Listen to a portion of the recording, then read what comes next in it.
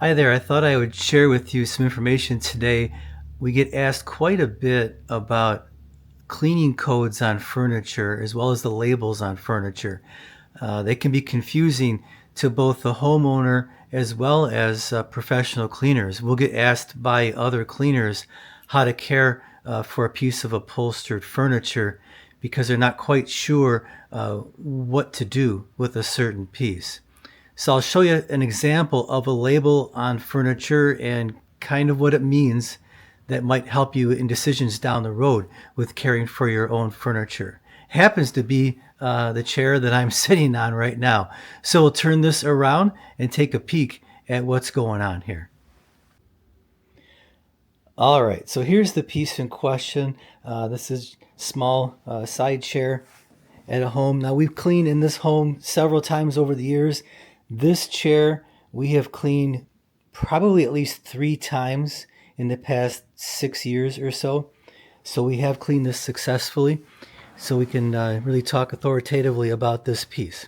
Okay, so if you flip the cushion up, you can see in the bottom there's this label, and it has a lot of information on it for the consumer.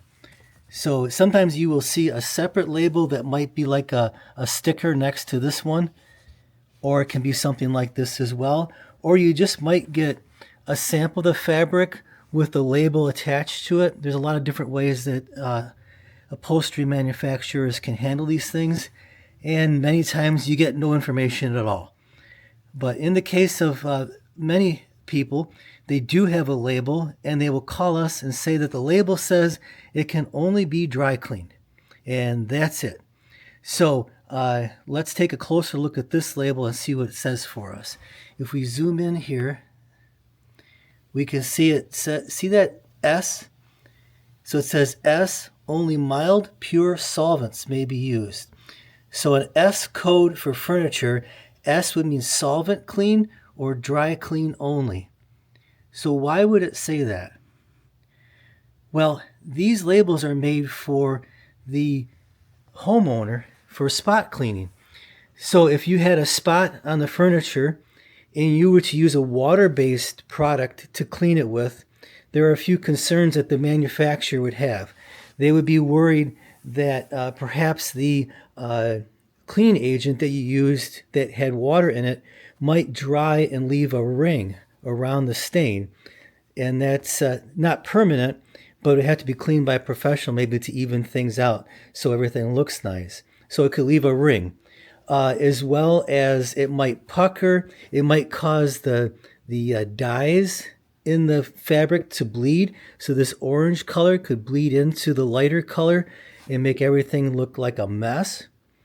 Also in the state of California, they do treat especially pieces containing feathers, down, with flame retardants. And if you clean it with water, it could remove some of that flame retardancy. So there's a few reasons for that, but primarily is to keep the homeowner out of trouble so that they don't use something that makes a mess. So they know if you use a solvent-based cleaner, like sort of like a mineral spirit product that's highly refined and distilled, that if you use that product, it won't leave that ring. It likely won't cause the color to bleed and so forth. So the S code is one of the codes you can run into that might be letting you know that you have to be a little more careful in caring for this piece. Another code you can run into that would be on a label would be a W code. A W code would mean wet clean, and you could easily clean it with a water-based spotting product, one that's professionally formulated, and using it lightly. You're probably not going to have any risks to the furniture with the risks I described, like color bleeding or puckering or shrinkage and things like that, or leaving a ring, because it's a little more stable type of material. Another code could be an SW or WS. The manufacturer is saying you can go either way on it, and it's okay. And once in a while, you're going to run into a code that is an X code. X means you can't do either. You just can't clean the piece, and you basically can very carefully brush the piece and vacuum it, and that's about it, according to the manufacturer. we really advise our clients to stay away from an X code. And we would prefer that most of our clients get the W code or WS because it seems like those fabrics perform better for a longer period of time than anything. Okay, but in the case of this piece, it is, if you look at the label, it is, let's see, here we go. It's 61% rayon and 39% polyester. So the polyester is no real problem at all. The rayon makes it a little trickier. But we have successfully cleaned this with water, even though it's an S code piece. So you just have to be careful and know what you're doing and realize that those codes are for the homeowner for spot cleaning and not for the professional cleaner. Now, let's look at the other side of this tag. The other side tag can be confusing, and many times this might be the only tag that's on the furniture because these are required by law. And you can see it says there's polyurethane foam. Well, that's the fill material. Then resin-treated polyester fiber. And the seat cushions, the same. And the back cushion, polyester fiber, 100%, as well as the accent pillow. So many cleaners and homeowners will see this label and think, well, my furniture is 100% polyester. I can clean this with water and not even worry about it. And if it is a finer piece with fabric that's a little different, they might run into trouble. So why does it say polyester on there? Well, that is for the material that is inside the cushions, inside the armrests and so forth, what we call the fill material. And that really is to protect the consumer because you can't see what's inside there. Many of these parts, like the arms, you can't unzip and look inside the arm to see what it is.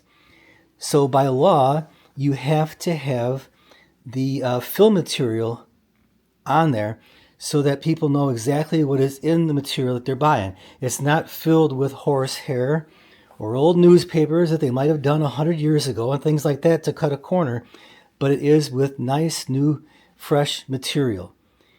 So you got to be careful, particularly if you're a professional cleaner, to know that that label is not talking about the covering. It's talking about the fill material. And the cleaning code is talking more about the cover and how to tackle it. Okay, one exception to this piece, of course, was made, right here it says it was made in the United States. An exception to this is like in the country of Canada, when pieces are imported to the U.S., when they're made in Canada, they say exactly what the covering is made out of, which makes a cleaner's job a little bit easier. All right. So for spot cleaning for the consumer, that's what those cleaning codes are for. So a dry clean only piece does not necessarily mean it can't be cleaned with water. We can test the piece carefully to make sure that we know it's safe for cleaning. All right, so I hope this information is helpful. We'll see you down the road. Have a great day.